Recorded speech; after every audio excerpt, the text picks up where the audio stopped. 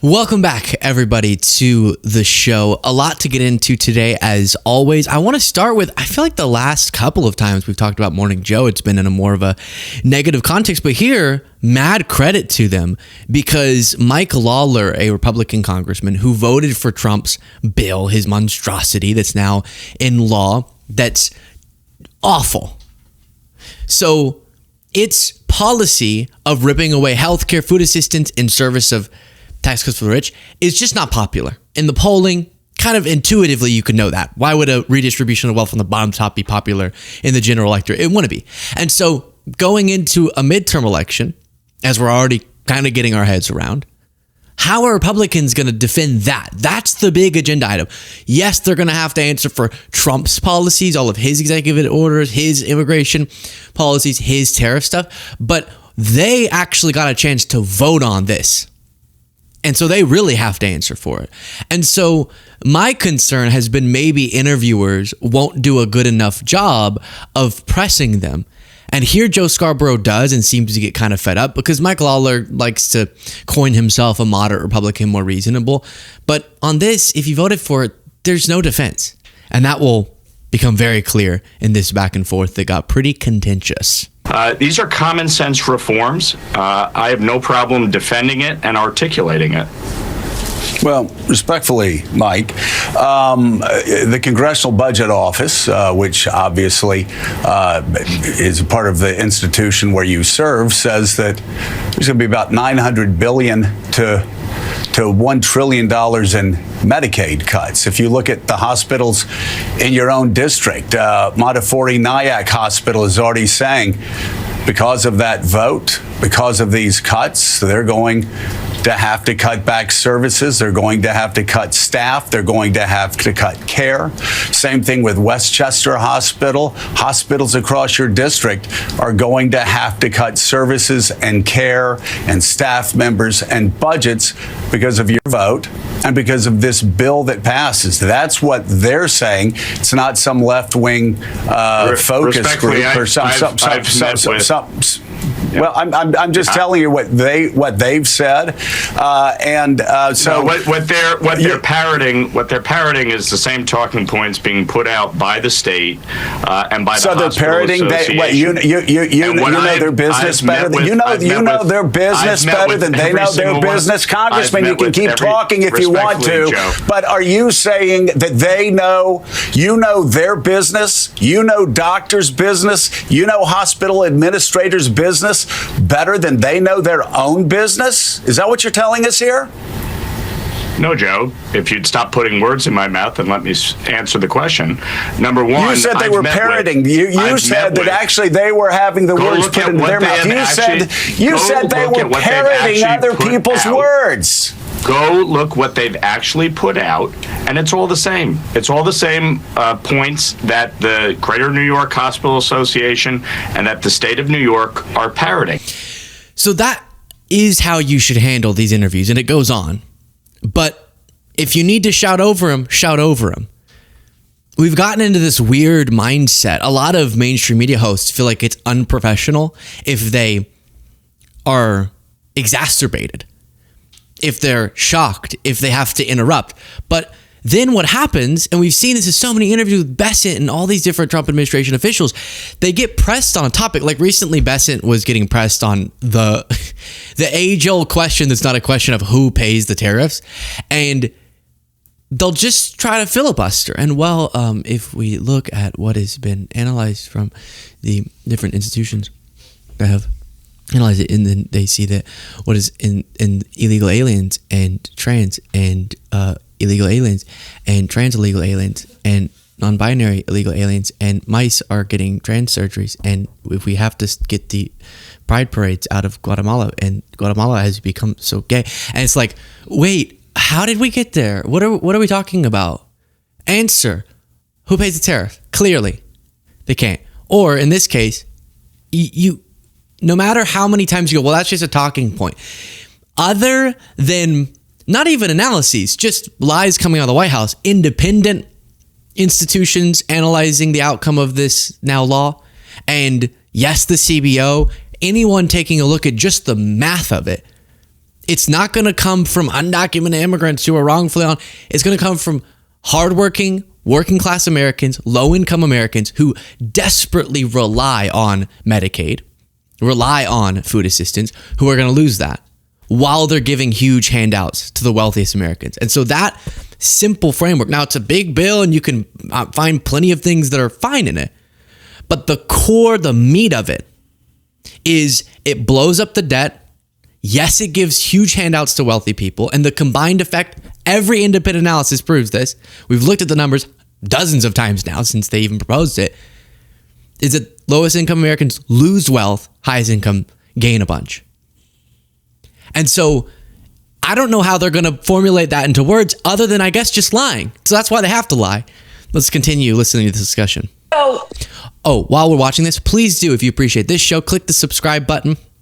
And then if you want to get the members only bonus show where we have lots of fun and you support the work we do even further, the join button's next to it. Let's assume that person, because they had to sit on a phone for 2 hours trying to prove every 6 months they're working, and they couldn't get through, or because the paperwork requirements are so onerous, which we saw happen in Kentucky and other places where they installed work requirements. Let's assume that person works a minimum wage job 50 hours a week, and they haven't been able, because of the bureaucracy, to verify their work, or if there's someone who is waiting for an immigration hearing, when they go into that hospital with a dire trauma, the hospital has to treat them.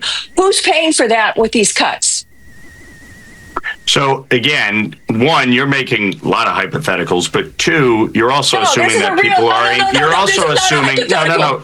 Respectfully, Claire, you're also making. Yeah, I know. You're making. And just as we continue, I totally support. Some people say, "Well, let them." It kind of reminds me of, and I don't want to. I know you want to watch this, but don't want to do a whole rant. But it reminds me of, we never really treated the election lies properly. Like, anytime I had a chance to talk with a MAGA Republican, obviously elected MAGA Republicans weren't really want to come on the show. The most prominent, maybe Laura Loomer we talked to, but it would be, oh, no, sorry, we can't move past this. No, we're not doing the Joe Biden is president. No, who won? Joe Biden is president. And we will not.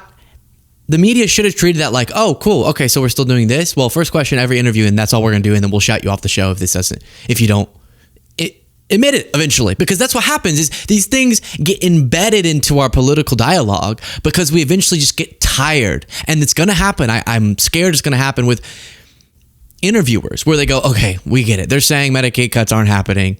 I guess we'll just have to let them say that. No, you don't have to. Just like how the election lies, every time you could have been like, I'm not going to move to another topic until you admit who rightfully won the election, or you can leave.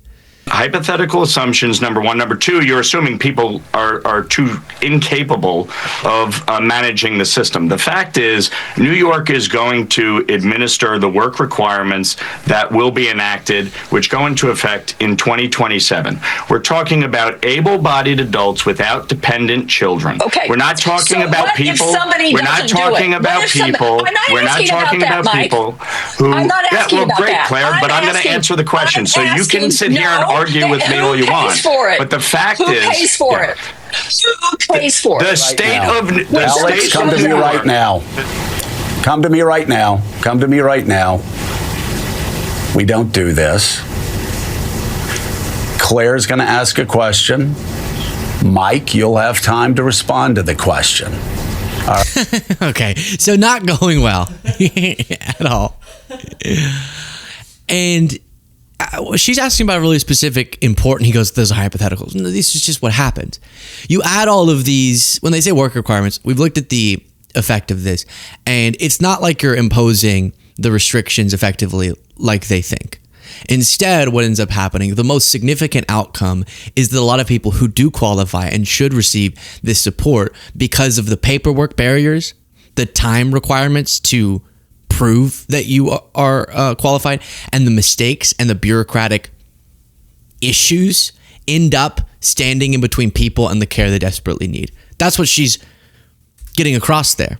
I'll stop it, but it kind of continued on that. So you would think, maybe Fox News is giving better arguments of the chief agenda item of the Republican Party now going into future election cycles. Let's see what Fox News is up to.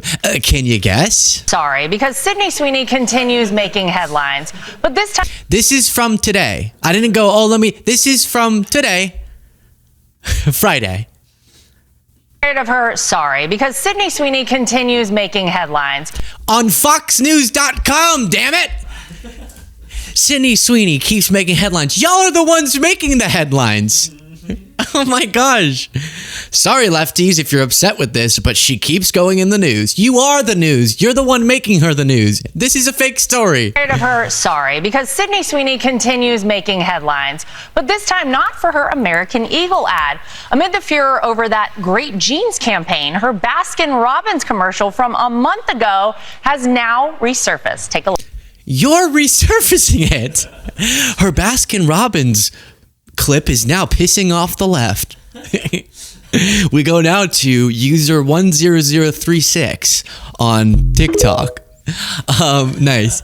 Now, let me just... Jeans campaign, her Baskin-Robbins commercial from a month... Wait. Eagle ad. Amid the furor over that... Furor.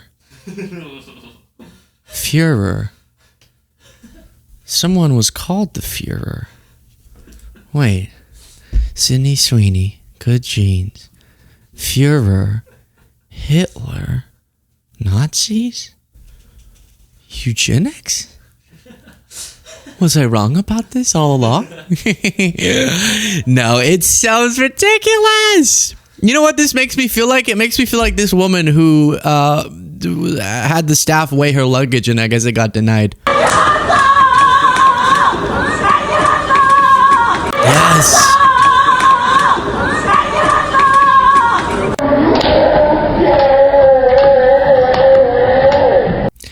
That's how I feel when I see these segments.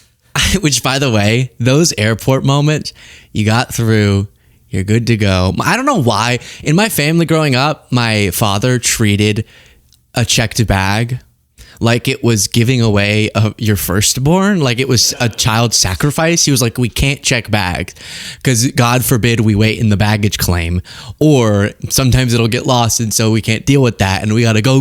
We're always in a rush to a vacation. Like, why are we always in a rush? And so he would have us jam full these backpacks, but they were like backpacking backpacks with so much stuff. And then he would give us tips on like, whenever you go up, whenever you're walking onto the jet bridge, like push it to this side of your body so they don't see that it's oversized, and then have like a second bag here that makes it look like this is your main bag. And then when they would catch us again, now speaking of Nazis, you know how I just remember the scene from a documentary of, as somebody was leaving Nazi Germany, the soldiers had like rifled through all the suitcase to figure out if there was, and the journalist was hiding his journal entries that he wasn't allowed to publish there because of the censorship, and he was going to take back to America and publish it. And so he had like put it under the cover of the bag, and they almost got to it and they didn't. And he was like, "Ooh, that's how I felt." Now it's dramatic. But just like, it was so intense. My dad was like, get on this side of me so they don't see your oversized bag. Also, we could just put it up into the plane. When the worst case scenario is they just take it and they check it and you get it later. So point is, I remember almost having fits of rage like this when they would go, "Oh, what's this?" And then they put it in the little measurement thing, and they stick it in there like, oversized. I'm like, no, I failed my father. But that's how that makes me feel. So I just thought that you should see that, I guess, is what I should say.